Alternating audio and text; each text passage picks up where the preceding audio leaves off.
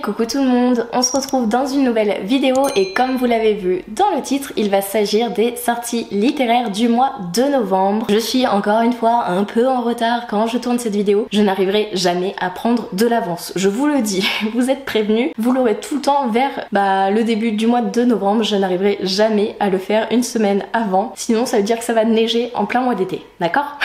On se retrouve pour voir les sorties du mois de novembre. J'ai pris une nouvelle fois ma tablette car c'est mieux de pas avoir le bruit de ventilation des ordinateurs, je trouve. On va faire comme d'habitude, on va se retrouver sur Booknote et j'ai l'impression que ce mois-ci il y a moins de sorties. On va aller dans les grands formats et comparé au mois d'octobre où il y avait 630 sorties environ, le mois prochain au mois de novembre il n'y en aura que 324, donc on peut voir qu'il y en a beaucoup moins. Donc soit ils sont pas tous rentrés sur Booknote, soit il y a moins de sorties. On a vu que c'était la rentrée littéraire ces 2 derniers mois et du coup il y a plus de livres qui sont sortis à ce moment-là, je ne sais pas. En tout cas on va voir ce que nous réserve le mois de novembre. On va se balader, donc comme d'habitude je vais ouvrir les pages des livres qui m'intéressent, donc soit à cause de la couverture, soit parce que c'est une saga que je suis, etc.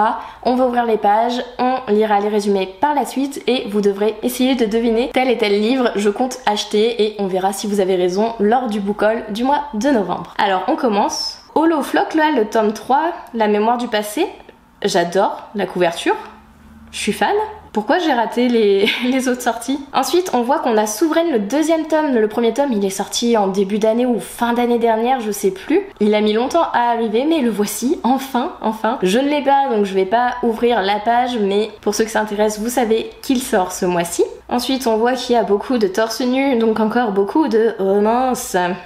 Du coup, on voit qu'il y a La passeuse de mots, le tome 2 qui sort. Je pense que c'est en version poche, car le grand format est déjà sorti depuis un petit moment. Un livre aussi qui tourne beaucoup sur les réseaux en ce moment, c'est Une danse avec le prince Faé, donc c'est le 2e tome d'Impact avec le roi elfe, si je dis pas de bêtises. Je n'ai pas lu, je ne compte pas lire cette saga, mais voilà. Ici nous avons Absolu, le 2e tome. J'ai pas encore lu le 1er tome, mais s'il y a le tome 2 qui sort, ça ne serait tardé. En plus je vais me le prendre pour pas passer à côté du Toc Toc. Voilà, ça vous indique, mais je sais pas quand je vais le prendre parce que ceux-ci, Toc Toc chez Big Bang, ils ne partent pas trop vite, donc je peux peut-être attendre un petit peu plus, à voir. Le 3e tome est en cours d'écriture, normalement c'est une trilogie, donc d'ici l'année prochaine je pense que la trilogie sera sortie au complet et j'ai hâte de découvrir cet univers qui est apparemment entre le labyrinthe, Hunger Games, etc. Tous ces univers là avec Divergente qu'on a adoré des dystopies quoi. Donc j'ai hâte de me plonger dans cette histoire. Ensuite on continue. Tim Taylor, c'est l'intégrale, donc je les ai pas lus mais je sais que beaucoup de copines à moi ont aimé. Ensuite, qu'avons-nous? On n'a pas encore, on n'a pas encore trop de romances de Noël et c'est là que j'en vois une à la couverture. Il ressort beaucoup d'intégrales. After en BD. Déjà, After en livre, j'étais... Il y a l'autrice d'ailleurs qui vient au festival New Romance. Je sais pas si j'irai la voir, mais pas pour me faire dédicacer ses livres, mais pour me faire dédicacer un petit carnet, car j'ai un petit carnet quand je vais en dédicace, et qu'il y a les auteurs où soit j'ai pas ramené les livres, soit j'ai pas forcément les livres, ou que je me suis séparée des livres, mais que quand même c'est une autrice qui est connue quoi, qui est mondialement connue, Anatole. Donc je me dis j'irai peut-être la voir et lui faire dédicacer mon petit carnet, mais c'est sûr que j'amènerai pas les afters, je les ai plus de toute façon, et je ne compte pas les racheter. Ensuite nous avons, je crois que c'est le 7e tome de Kehlana, le 6e ou le 7e tome, je sais plus, c'est une saga à rallonge. Là on voit qu'il y a un nouveau tome qui sort du coup le 3 novembre. Ça m'intéresse pas, mais voilà. Si vous, ça vous intéresse, il est là, il va arriver. Et ben pour le moment, j'en ouvre pas tant que ça, hein. J'en ai ouvert qu'un seul. Rebel University, je peux craquer au festival New Romance. Là tout de suite, non, je vous dirais non, mais j'y vais avec Lucy and the Book. À tout moment, elle peut me faire craquer. À tout moment, je vous dis. Bah pareil, Christina Loren, la romance, à tout moment, on va l'ouvrir pour voir si je craque au FNR, mais à tout moment, je peux craquer là-bas. Ensuite, celui qui noya le monde. Donc c'est le 2nd tome de Celle qui devient le soleil, vous savez, le livre qui est totalement jaune et tout. Donc si ça vous intéresse, du coup il sort le 8 novembre. Qu'avons-nous d'autre? La BD. Pourquoi il y a une BD là?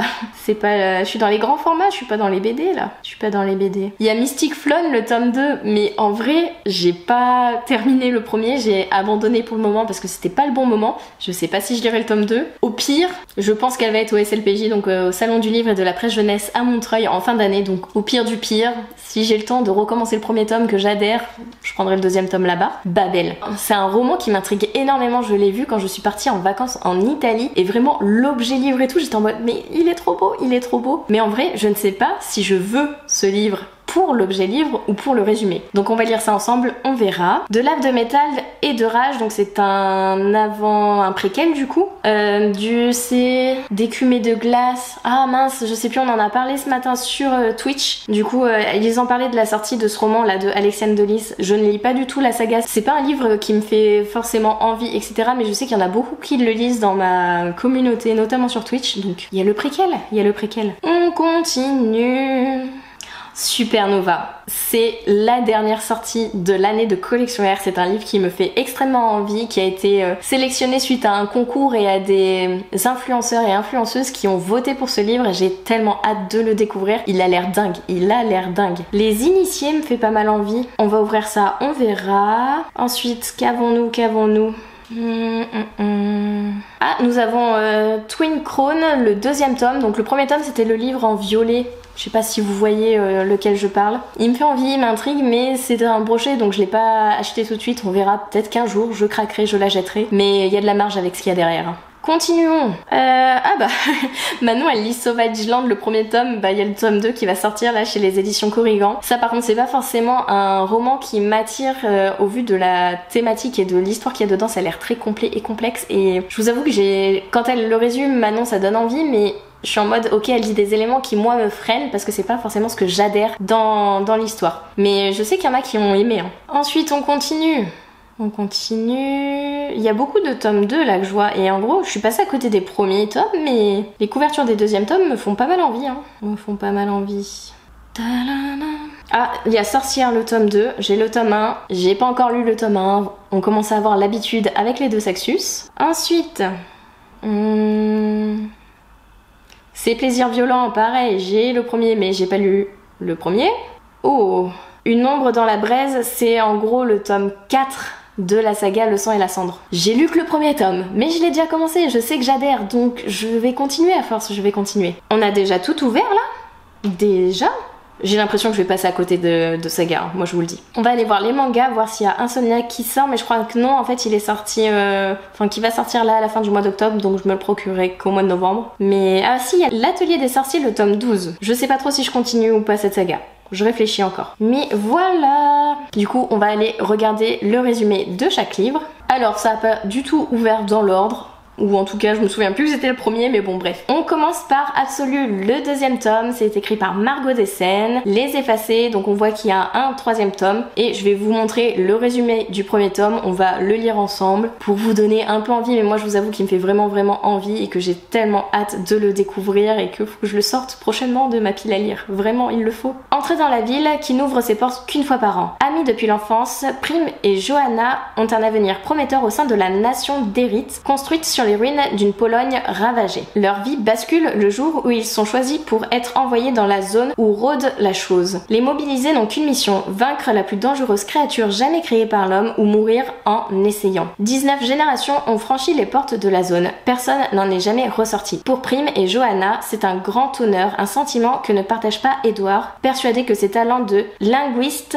ne lui seront pas utiles de l'autre côté du mur. Leur arrivée tumultueuse dans la zone lui donne raison. Entre guerres de territoire et phénomènes de plus en plus étranges, la zone est un lieu de non-droit. À l'intérieur de ces murs, le monstre n'est peut-être pas celui qu'on croit. On est d'accord que ça fait énormément penser, déjà avec le nom de la protagoniste Prime, à du coup Hunger Games, avec cette histoire de zone que tous les ans il y a des gens qui partent là-bas. Ça fait un peu penser au labyrinthe dans le sens où ils vont jamais sortir de là-bas, et ça fait penser un peu à Divergente dans le sens où ils ont des facultés, pas des facultés mais des talents particuliers qui leur permettent ou non de survivre là-bas, j'imagine. Et vraiment j'ai hâte de me plonger dans cette histoire. Le second tome sort le 2 novembre, donc vraiment dans très peu de temps, au début du mois. Donc à voir si je craque maintenant ou si j'attends, on sait pas. Deuxième livre, donc celui-ci je pense me le procurer au FNR si le résumé m'intrigue. C'est une romance, c'est écrit par Christina Loren, donc ce sont deux autrices. C'est The Soulmate Equation, il sort le 8 novembre. Nous on l'aura en avant-première vu que le FNR se déroule le 2, 3 et 4 novembre. Une romance sexy remplie de science et de surprises, pleine de chaleur et d'esprit. Jess, une mère célibataire surdouée en mathématiques, mais qui se méfie de toute nouvelle relation, ne parvient pas à se convaincre de se lancer à nouveau sur le marché de la séduction. traduction. Attachée à sa famille, elle élève seule Juno, sa fille de 7 ans, aidée par ses grands-parents, mais peine à joindre les deux bouts. C'est alors qu'elle entend parler de Genetic Ali, une agence matrimoniale innovante qui se base sur l'ADN, trouver l'âme sœur grâce à son ADN. Aux yeux de Jess, les chiffres ne mentent jamais, alors pourquoi pas? Je vous avoue que là le résumé me fait beaucoup penser à The Perfect Match et à The Perfect Love de Lila Mars. Cette notion de pourcentage de chiffres, de compatibilité en fonction de l'ADN et des caractéristiques en gros de la personne, ça me fait beaucoup penser à cette histoire. J'avais bien aimé, donc je me dis ça se tente. Troisième livre du coup, Babel, écrit par R.F. Kuang, je pense. Ça sort le 9 novembre, donc du coup on va lire le résumé. Je ne l'ai jamais lu en vrai de vrai, et là je vois que ça se passe en 1828 et je suis en mode je risque de pas adhérer en fait. Et là je suis deg, parce que l'objet livre est magnifique. Un acte de traduction est toujours un acte de trahison. 1828. Un jeune orphelin chinois est recueilli à Canton par un professeur et conduit à Londres. Rebaptisé Robin Swift, le jeune garçon consacre ses journées à l'étude des langues dans l'optique d'intégrer la prestigieuse Institut Royal de Traduction de l'Université d'Oxford, plus connu sous le nom de Babel. Berceau de l'argentogravure, les étudiants y exploitent le sens perdu des mots à l'aide de barres d'argent enchantées. Dès ses premiers jours à Oxford, Robin prend conscience que ses travaux confèrent à l'Empire britannique une puissance inégalée et servent sa soif de colonisation, au détriment des classes défavorisées de la société et de ses territoires. Servir Babel revient donc à trahir sa patrie d'origine. Peut-il espérer changer Babel de l'intérieur, ou devra-t-il sacrifier ses rêves pour faire tomber cette institution? Je pense que je peux adhérer. Je pense que je peux être curieuse de découvrir. Je pense que vraiment je peux aimer dans le sens où ça a l'air d'être un peu un peu un complot. Le protagoniste Robin veut déjouer la société, etc. Donc vraiment je pense que je peux adhérer. Donc à voir. Dites-moi ce que vous en pensez dans les commentaires. Est-ce que je vais craquer ou pas? Je vous ai quand même pas mal guidé. Supernova, du coup, c'est le premier tome de la saga L'Académie des Constellationnistes. C'est écrit par Axel Ménéglier. Ça sort le 9 novembre. Et comme je vous le disais, en gros, c'est un ouvrage qui a été sélectionné durant un concours qui a été organisé par la collection où il y a eu des influenceurs et des influenceuses qui ont lu cet ouvrage et qui ont voté pour cet ouvrage un maximum. Enfin, en gros, c'est cet ouvrage qui s'est démarqué des autres ouvrages que la collection R avait reçus. Je vais pouvoir le découvrir car je l'ai demandé à la collection R, donc je sais par avance que je vais le recevoir. Il me fait beaucoup penser, le titre du moins, à Supernova aussi, c'était de Cass Morgan. Je vous mets la couverture juste ici. La vie de Cassiopée, Harmon, 18 ans, bascule lorsqu'elle découvre que ses parents biologiques l'ont abandonnée à la naissance et qu'elle appartient au peuple des constellationnistes, des êtres dotés de pouvoirs qu'ils tirent des constellations du zodiaque. À une existence solitaire et frustrante succède un quotidien éprouvant et palpitant lorsqu'elle intègre la prestigieuse Académie de Londres afin de maîtriser son don. En quête de ses origines, soutenue par ses nouvelles amitiés, elle devra tout apprendre de ce monde mystérieux dont l'équilibre est menacé par l'avènement prophétique d'un constellationniste hors du commun, la supernova. Il m'intrigue beaucoup, mais en même temps il me fait beaucoup penser au livre que je vous ai parlé, mais j'ai trop hâte de le découvrir, vraiment. Je ne sais pas si c'est une duologie, une trilogie ou plus, j'en sais rien, je demanderai plus d'informations à la collection R et je vous en dirai plus quand je le saurai, mais j'ai trop hâte de le découvrir celui-là. Et la couverture, je valide à 100%. Ensuite, Les Initiés, c'est écrit par Jessica Goodman, c'est publié chez PKJ, ça sort le 9 novembre, et la couverture m'intrigue, mais on va voir le résumé. Peut-on les envier au point de les tuer? Oh! Il y a 3 ans, la meilleure amie de Jill a été assassinée, mais son meurtrier n'est peut-être pas celui qui a été arrêté. Il y a 3 ans, Sheila, la meilleure amie de Jilly, a été assassinée, mais son meurtrier clame son innocence. Tout semble parfait dans la vie de Jill, de son lycée privé UP à ses résultats scolaires en passant par ses amis. Les joueurs, un club initiatique secret assurant à ses membres un avenir brillant. Mais quand Jill se met à poser des questions sur la mort de Sheila, ses amis ne réagissent pas comme elle l'aurait attendu. Avec l'aide de la sœur du meurtrier présumé, elle va découvrir des vérités qu'il aurait sans doute mieux valu laisser enfouies. C'est un livre qui m'intrigue, mais je sais pas du tout en fait si je me le procurerai ou pas. De toute façon, c'est un brochet, donc c'est pas une priorité, c'est pas une urgence, mais il va rester dans un coin de ma tête. Il va rester dans un coin de ma tête. Ensuite, nous avons Sorcière d'or, le tome 2, Impératrice écarlate. C'est écrit par Sianon Smart. C'est publié le 23 novembre. C'est un second tome. C'est la fin de la duologie. Le premier tome, c'était Sorcière d'or. Je ne l'ai pas lu. Je ne sais plus du tout de quoi ça parle. Je veux me laisser la surprise. Mais on verra. Ma mère, elle a pas forcément trop adhéré. Donc, je sais pas en vrai. Je vais me procurer la suite quand même pour lui faire lire. Parce que va rester quand même sur sa fin. Même si elle a pas forcément tout aimé dans cette histoire. Donc, à voir. Et puis, de toute façon, si j'aime pas, je m'en séparerai. Un livre, c'est fait pour vivre et passer entre plusieurs mains quand on n'adhère pas. C'est censé vivre un livre, d'accord? Ensuite, encore un second tome, Nos fins violentes. Donc, c'est le second tome de la série Ses plaisirs violents. Enfin, le premier tome, c'était Ses plaisirs violents. C'est écrit par Chloé Gong. Ça sort le 30 novembre. Et celui-ci, je vous avoue que le premier tome me faisait vraiment envie. Donc, je pense que je vais adhérer. Et j'ai hâte de me procurer le second tome et de pouvoir commencer enfin cette saga. Donc, comme on peut voir, c'est une duologie. C'est une histoire à la Roméo et à la Juliette. Dans la Chine, dans les années 20. On verra ce que ça va donner.